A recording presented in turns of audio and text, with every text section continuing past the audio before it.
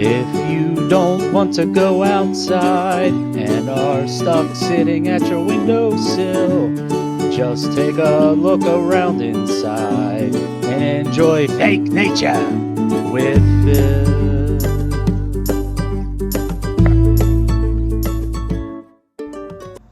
Who's the fake little plant that loves their fake water? You are, huh? Oh, I didn't see you there.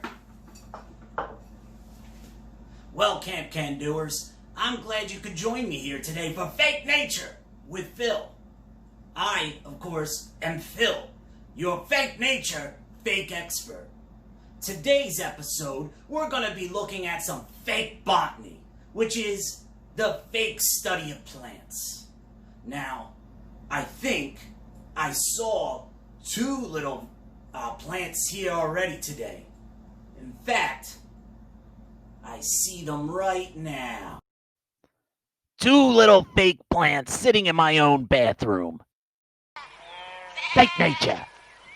Two little cacti, because cacti is plural for cactus, which would be one. Now, the cactus is a type of plant that can store large amounts of water in extremely hot and dry habitats. And there's about 2,000 different kinds of cacti. They can differ in size, in shape, in color, and their type of habitat or where they live. Now, about all cacti are native to South and North America and desert and dry regions. Why that the ability to store water becomes very important for the cactus. Now, they are kind of easy to take care of and fun plants to look at, so they kind of have traveled the world because of that. In fact, today I have a special treat of a group of fake botanists to tell us a little bit about cacti. I'm sorry, we have to leave. We forgot we have an appointment for 3 o'clock. Fake nature. Really? 3 o'clock? Well, it looks like I'll have to tell you some stuff about the cactus. Well, first, the size of the cactus depends on what type of cactus it is. The largest ones can be up to like 66 feet in height. That's over 11 of me high. And they can also weigh up to 4,800 pounds when filled with water. The smallest ones, like this little guy here, they can end up only a few inches in height. Now, cactus have absorbent little tree-like, they're cylindrical or they're rounded, starfish shapes, and they can be flat or covered in edges. Now, this one kind of is like the starfish if you see. Now, this one is green, but a cactus can be bluish or brown-green in color also. And then they have a waxy substance on the outside, which prevents the water from getting out in the high temperatures. Since they live in dry areas, they need to absorb large amounts of water, and they do it from their stem and their roots. Well, in fact, at least we have the house fake botanist expert, Bob. So, Bob, why don't you tell us a little bit more about the cactus? What did the cactus say to his cactus best friend? I'll never desert you. Ha! Desert. Well, that was just not funny. Fake nature. Anyway, let's talk about what everybody notices first on a cactus, which is its spines, the little pokey parts that hurt if you actually touch the cactus.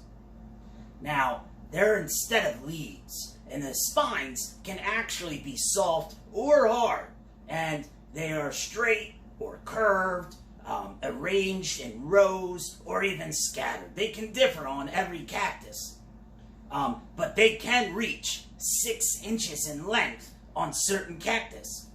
That is longer than this spoon, right about that. That is a long spine. Whoa, I wouldn't want to accidentally touch that. Now, the spines themselves have 2 major roles.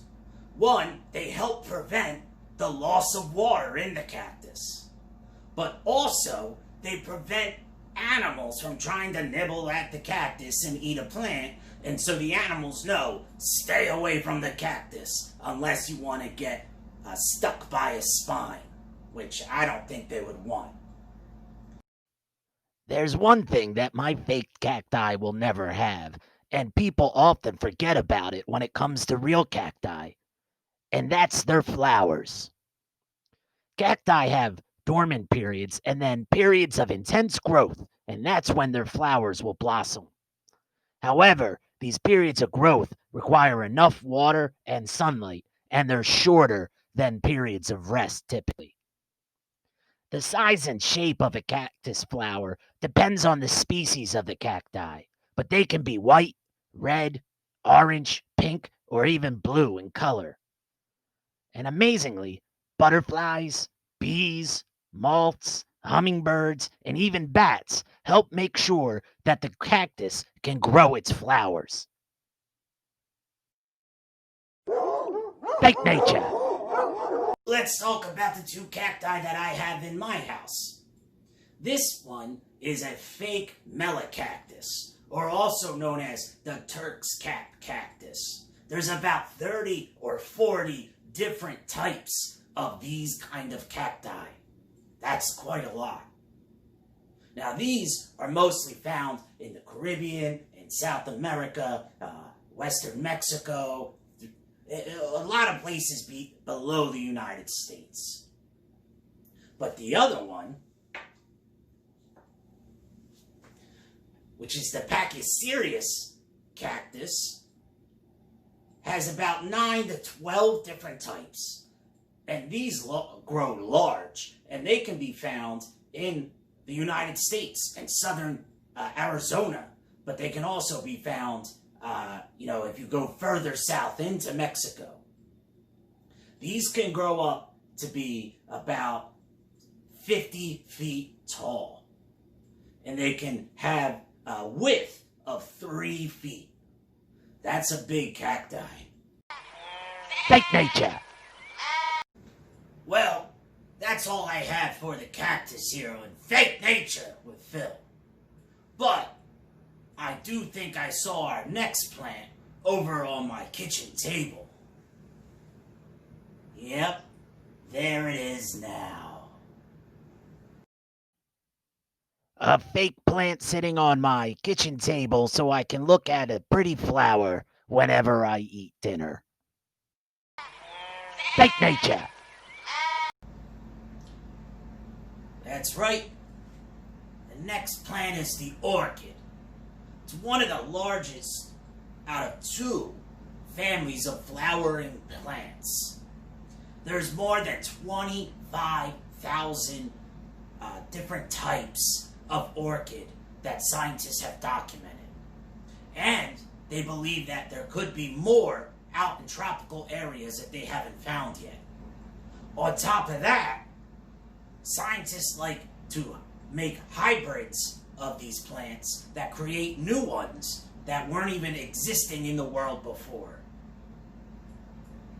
Now, let's throw it over to our house fake botanist Bob and see if he has anything to say about orchids. What did the baby orchid say to the mommy orchid? I'm so glad I'm your kid. Nah. Dude, that was not funny. Fake nature. Really, Bob? I'm disappointed.